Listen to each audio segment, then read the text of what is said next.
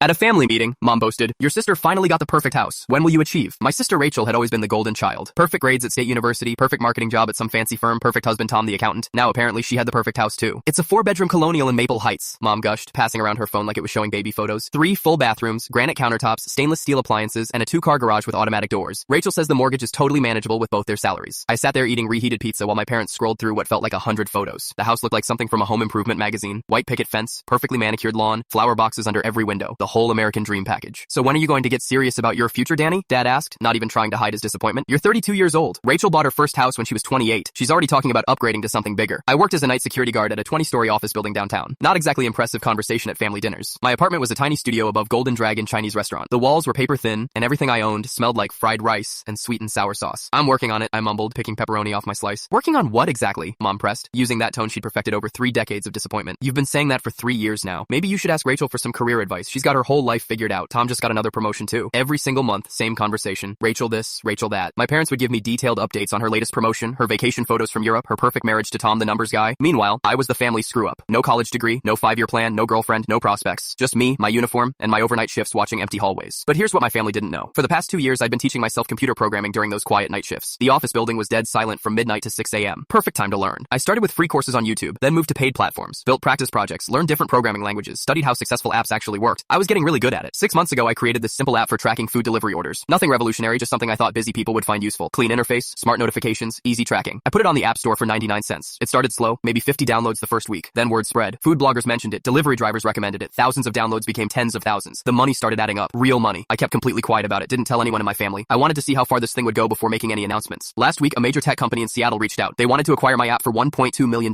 Plus, they offered me a senior developer position with a 6-figure salary and stock options. I signed all the paperwork yesterday morning. So when Mom called this emergency family meeting specifically to brag about Rachel's house purchase, I figured it was finally time to speak up. "Actually, I have some news too," I said, pulling out my phone. "I just sold my app to a major tech company." Complete silence. Dad's fork froze halfway to his mouth. Mom's eyes went wide. "What app?" she asked, like I just claimed to speak Martian. I pulled up the news article on TechCrunch. "Local security guard sells food delivery app for 7 figures." There was my photo next to a screenshot of my app. "This is really you?" Dad whispered, leaning over to read the article. "Yeah, they're also offering me a senior developer job in Seattle. Starting salary is $140K, plus equity, plus signing bonus." I opened my banking app and showed them the deposit notification. $200,000. Even after taxes, enough to buy 3 houses like Rachel's fancy colonial. Mom stared at my phone screen like she was trying to decode ancient hieroglyphics. "But you're just a security guard." "Not anymore. I start Monday in Seattle." My phone buzzed with a text from Rachel. "Just saw your article online. Holy crap, little brother. Mind if I pick your brain about some investment strategies?" Turns out the perfect house wasn't quite so perfect. Rachel and Tom had completely maxed out their credit to afford the down payment. They were eating ramen noodles for dinner and canceling streaming subscriptions just to make the monthly mortgage payments work. The next family dinner was very different. Mom kept asking detailed questions about my investment portfolio. Dad wanted to know if I needed help finding an apartment in Seattle. And Rachel? She asked if my new company was hiring marketing people.